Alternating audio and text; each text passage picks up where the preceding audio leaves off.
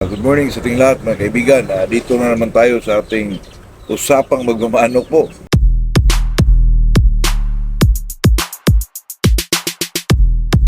Kanina mga kaibigan medyo umuulan.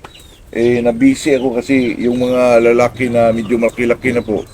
Nilagay ko sila sa square pens mga kaibigan. Yung binili kong 6 po. Kasi yung pinaano ko sila dun sa fly pen po. Medyo mag-away na sila mga kaibigan kasi maliit lang yung espasyo mga kaibigan. Kaya naano naman ako kung ipagala ko dito sa masyadong mainit po. Hindi ko lang alam pero pag medyo maano na yung panahon mga kaibigan, baka ipagala natin dito. Medyo malaki-laki din to eh. Kaya iniisa-isa ko muna sila para ma-enjoy talaga sila kaysa sa kulungan sila po. Medyo marami-rami na ito mga kaibigan. Siguro mga 16 na lalaki siguro. Ito naman sa atin ay talagang tingnan natin kung ano yung maayos na pag-alaga sa kanila po para medyo itong mga manok na to, itong mga 5K talagang may mga palo po at saka itong golden boy naman masyadong sila mga kaibigan, mapurma at saka ganda ng katawan po at saka itong puso mga kaibigan magaling, matalino po.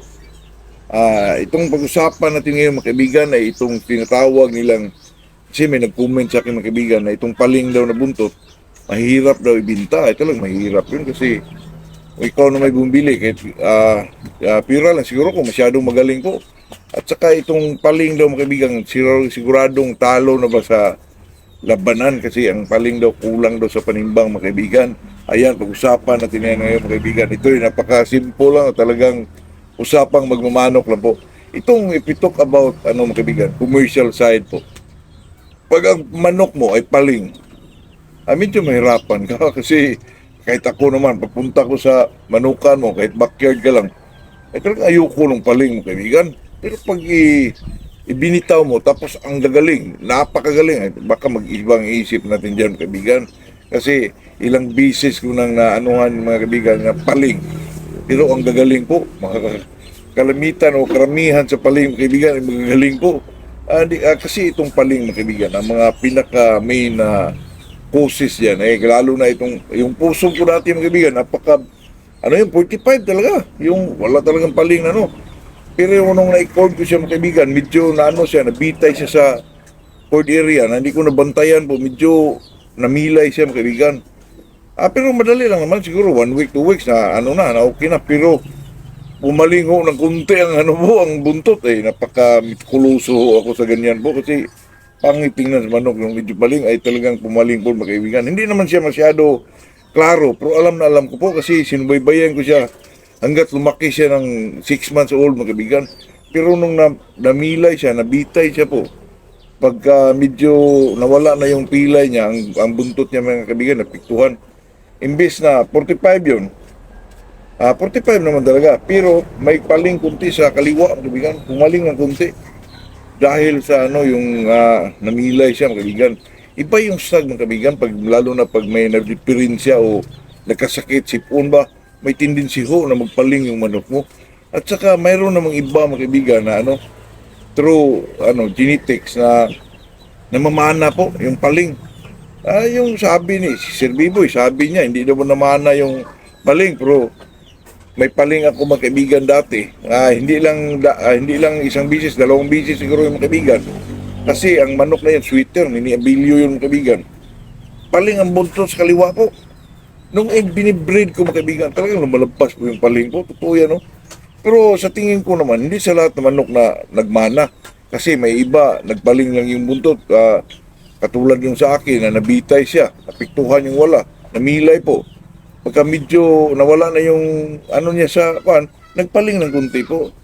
Sa atin, sa akin naman, pag medyo paling, talagang alising ko, hindi ko na yan mga kaibigan, hindi ko na palahiin po. Okay lang siguro, pagkatulad ng puso ko na nakita ko talaga na nagpaling siya, medyo malaki na siya, yung namilay siya. Tapos, pero hindi naman masyado, mga kaibigan, kunting-kunti lang talaga. Kasi iba tong mga kaibigan, lalo na itong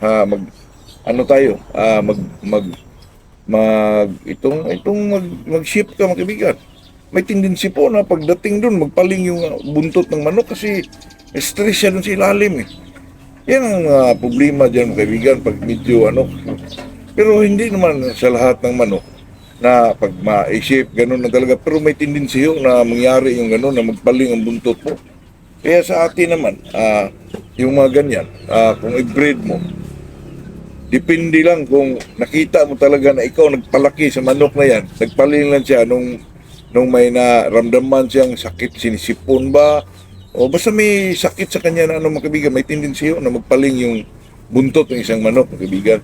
Pero sa atin, kung masyado naman kung gusto mo lang talaga mga kaibigan, yung panggamit lang ba, tapos nakita mo paling, tapos pag ibinitaw mo, super ang galing, cutting superb, asan pa tayo dyan? Kahit paling yan, mga kaibigan. Talagang bilihin ko yan ng kahit medyo mahal-mahal po. Ipaling siya, tingnan. Pero ang away tsaka palok, superb, cutting, may mga ilag, nako. Talagang hindi natin hindian yan, mga kaibigan ka. Gawin mong pang-personal po. Sa akin naman, mahirap yung magkamanok na medyo gifted po, na magaling sa away, magaling sa salta, magaling sa ilagan. Lahat po, kahit paling pa mga kaibigan. Kaya pero kung sa akin dyan, paling talagang ilaban lang. Kung masyado talaga siya magaling, kasi di natin alam kung through genetics nila sa mga kalululuhan na magmana yung iba kasi mga kaibigan Kaya sa akin, hindi ko na i-breed yan. Talagang ilaban ko yan. Kung i-breed man lang, i-breed lang isang bisis, tingnan lang kung may magmana ba o wala. Yung ganyan lang mga kaibigan. Kaya itong paling, sabi niya, pag paling daw, siguradong talo na sa laban. Ako, hindi po. Ilang bisis na kung manok ng paling ang buntot ng kaibigan. Ay talagang paling na paling po. Kung i-cord mo, talagang nakaganon. Nakahiga po yung buntot mga kaibigan. Pero pag ibitaw mo, maganon yung buntot mga kaibigan, tumatayo po.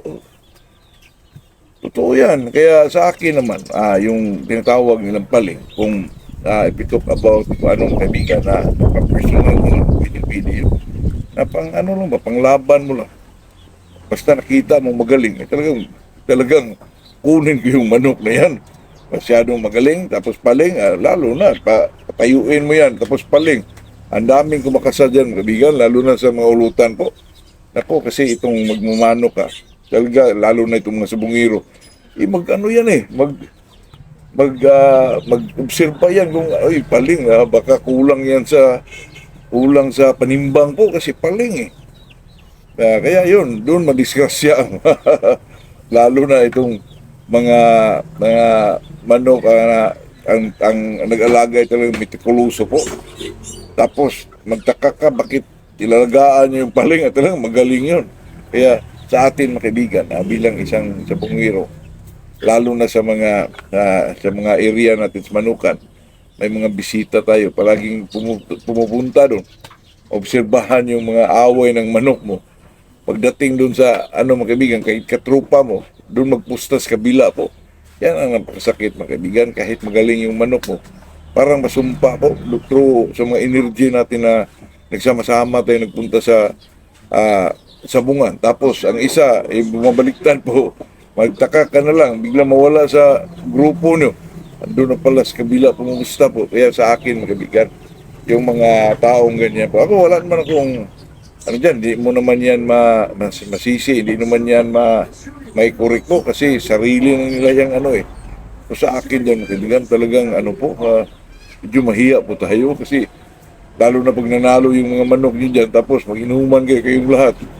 Sarili mo, alam mo na ikaw talaga ay medyo doon sa kabila nagpusta. Nako, yun mga kaibigan, makakasira sa ating pagkatao po. Okay lang yung mga kaibigan na mag-pass ka na lang kasi kaibigan mo yun. Kaya sa atin mga kaibigan, itong paling na manok, kung pang-personal lang, okay lang to. Pero doon sa commercial side mga kaibigan, nahirapan tayo dyan. Yan lang po, yan lang ang comment din sa isang nagkomento din sa atin na si Durin Mosquera ba yun, nakalimutan ka po. Good morning sa ating lahat, kaibigan.